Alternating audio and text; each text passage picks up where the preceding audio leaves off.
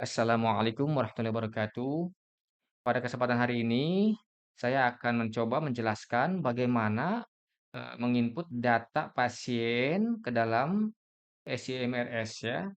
Nah, di sini yang pertama kita login dulu, terlebih dahulu, kemudian masukkan ID admin dan password-nya juga.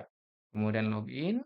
Nah, di sini karena saya memang dari IGD, nah saya akan menjelaskan bagaimana cara menginput di IGD ya. Ini pasien di IGD, kita klik terlebih dahulu.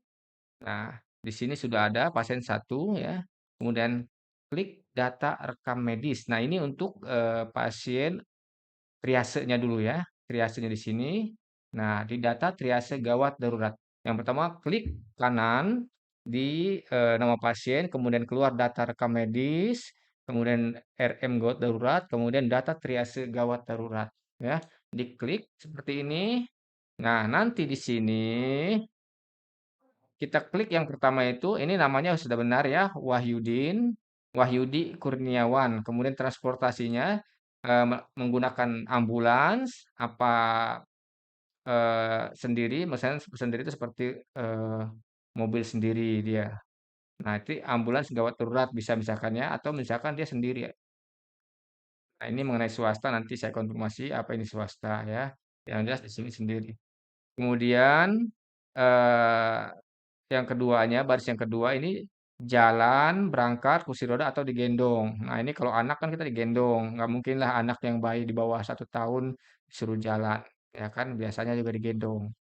Nah, keterangannya, nah di sini jalannya, kemudian alasan kedatangan, datang sendiri atau dibawa polisi atau rujukan. Ya, ada pasien-pasien memang di IGD itu membawa surat rujukan. Nah, kita klik juga rujukan kalau memang rujukan ya. Kalau misalnya polisi karena mungkin pasien KLL, kita bisa menggunakan data ini dibawa polisi atau dengan datang sendiri. Ingat ya, semua data harus valid ya, aktual. Dan semuanya itu harus sesuai dengan kondisi ketika itu. Kemudian macam kasus di sini, misalkan, pasien tadi tuh, kecelakaan ya, trauma kecelakaan lalu lintas, oke di sini.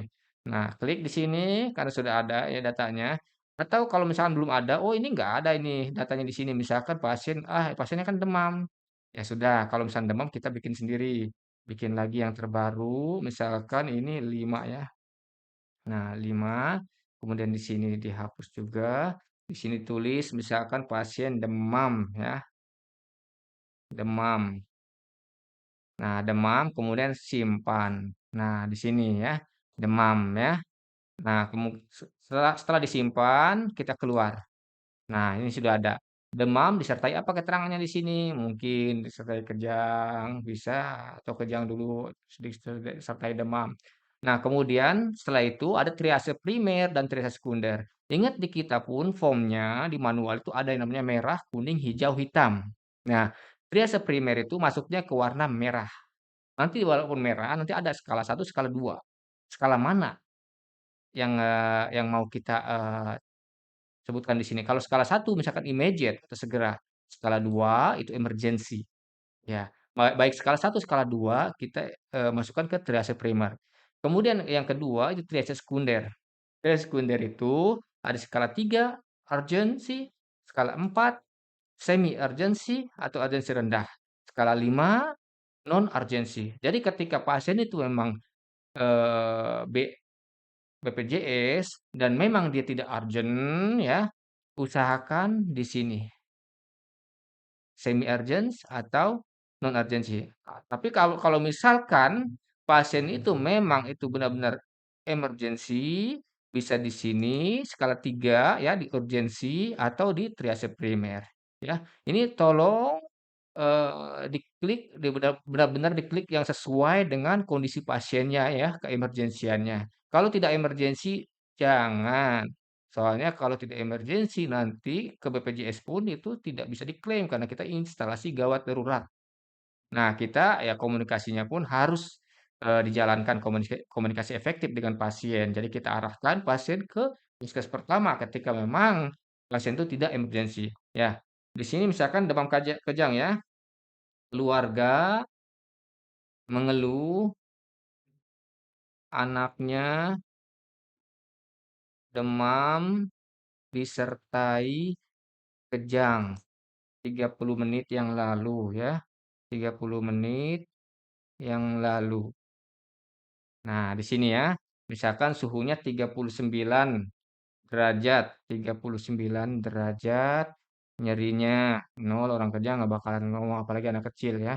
Kemudian saturasinya di sini misalkan 98% ya, saturasinya bagus masih ya, respirasinya misalkan 46, ya karena anak kecil ya kan. Kemudian ini orang dewasa ya di sininya ya, aduh gimana nulis ininya ya. Ya udahlah pokoknya seperti ini aja ya. Terus, tensinya misalkan di sini nggak ditutup tensi ya, strip aja nggak apa-apa, strip. Nah, di-strip aja nadi misalkan 158 atau 160. Nah, ini ceritanya anak kecil ya. Demam, misal ini ada nggak demam? Di sini skalanya nggak ada ya. Ketika nggak ada, kita masukkan dulu ya. Di sini karena nggak ada demam, kita masukkan demam, demam, simpan ya. Keluar, nah setelah keluar kita lihat lagi di sini. Nah, ada demam ya. Nah, demam di sini karena nggak ada kan, belum ada di sini ini yang kotak pun ini harus harus diisi ya. Demam, kemudian di sini klik demamnya, kemudian eee, keluar dulu, pengkajian di sini disertai kejang, ya. Kemudian simpan. Nah, klik di sini ya. Ketika kita mengklik di sini, akan, muncul di sini disertai kejang, demam disertai kejang. Nah, kemudian keluar. Nah, setelah keluar, kita klik lagi demamnya. Nah, muncullah di sini disertai kejang. Kemudian di sini catatan pasien harus dirawat inap. Pasien harus mendapatkan observasi observasi dan treatment dirawat inap. Nah, seperti ini ya, kemudian kita simpan. Nah, setelah kita simpan, bagaimana kita mengetahui ini sudah berhasil atau belum? Kita klik di sini data triase. Nah, di sini dia data triase sudah muncul. Kemudian klik di sini, oke. Nah, inilah dia ya, sudah muncul ini nama datanya ya, data pasiennya. Ya, ini data percontohan saja ya. Ya, mungkin itu saja yang bisa saya sampaikan untuk terkait triase.